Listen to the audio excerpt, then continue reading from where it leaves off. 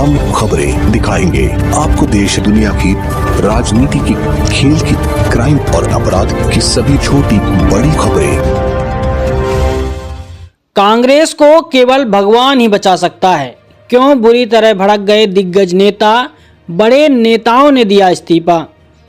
मध्य प्रदेश के वरिष्ठ कांग्रेस नेता और पूर्व नेता प्रतिपक्ष अजय सिंह राहुल भैया ने कहा कि कांग्रेस का केवल भगवान ही मालिक है। यहाँ उन नेताओं की चल रही है जिनके कारण कांग्रेस का बुरा हाल हुआ है। रीवा, सीधी, सिंगरौली, अनूपपुर, उमरिया, कटनी में 2-3 नाम मिल जाएं तो बड़ी बात होगी। कांग्रेस की नई कार्यकारिणी का स्वरूप बिल्कुल भी ठीक नहीं है।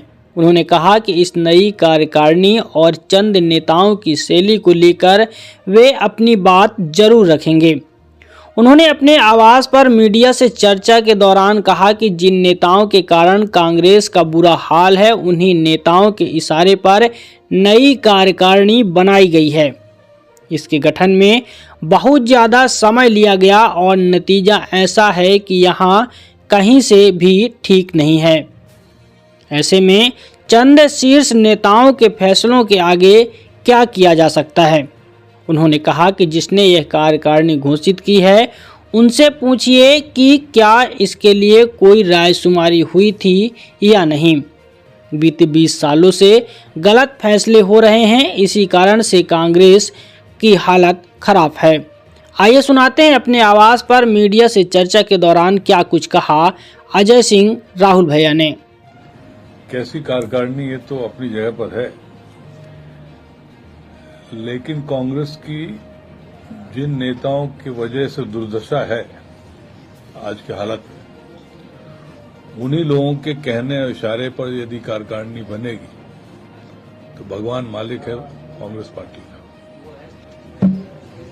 20 साल हो गए और उन्हीं लोगों के चलते निर्णय हो रहे हैं।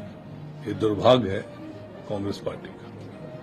10 महीने बाद कार्यकारिणी आई और उसमें भी क्या सबकी राय नहीं ली गई?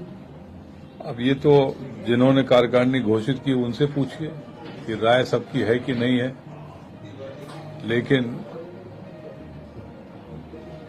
जिस तरह से स्वरूप बना है वो थोड़ा उचित नहीं है। मैंने तो कह दिया कि जो जिन लोगों की वजह से, जिन शीर्ष नेताओं की वजह से कांग्रेस की बुरी हालत हुई मध्य प्रदेश में, यदि उनकी भी आज भी चल रही हो तो फिर क्या करना। सर, अगर हम कार्यकारिणी को देखेंगे तो ऐसा लगता है देख के कि एक व्यक्ति को जो पास हुआ था रेजोल्यूशन के, एक व्यक्ति को एक पद दिया जाएगा। यहाँ तो 4-4 पद है कार्यकारिणी में, एक व्यक्ति के पास। कई है उदाहरण के तौर पर। अब उदाहरण के तौर से बहुत हैं और इसमें तो जिनने नाम दिए, जिनने बनाया, उनको सोचना चाहिए था। इतने महीने बाद यदि इस तरह से भी ख्याल नहीं रखा गया तो दुर्भाग्य है। आप महाराष्ट्र की बात करें तो आपसे भी कोई रायशुमारी हुई थी क्या? कोई बातचीत हुई थी? कितने लोगों को संगठन में जगह दे सकते हैं? नहीं, तो रायशुमारी क्या हुई क्या नहीं हुई तो अलग बात है, लेकिन हमारे अंचल के साथ कांग्रेस की सोच सही नहीं है। रीवा, सीधी, सिंगरौली, अनूपपुर, उमरिया, कटनी, ये कोई उदाहरण के लिए 2-3 नाम कहीं हो जाए 8-9 जिले में तो बड़ी बात है। और क्या इसी से मजबूती होगी कांग्रेस की? कुछ लोग ऐसे हैं, कुछ नेता जो बीजेपी में चले गए, उनके समर्थकों को भरपूर जगह मिली है। अब ऐसे लोगों का ही आजकल बोलबाला है। सोच समझ के सब होना चाहिए था, ये दुर्भाग्य है। सर, महाराष्ट्र के चुनाव के बाद भी कर सकते थे। अब ये तो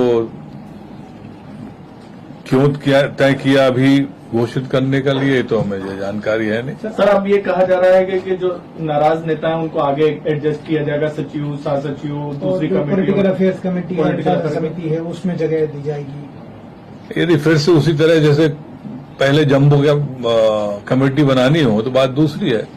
यदि इतना समय लगा तो कुछ सोच समझ के सही तरीके से होता। सवाल ये नहीं कि कितने लोग हों, सवाल ये है कि जो समय दे सके संगठन में। कोई विधायक है तो अपनी विधानसभा देखेगा कि वो संगठन में काम करेगा। 20 से ज्यादा विधायकों को जगह मिली है सर।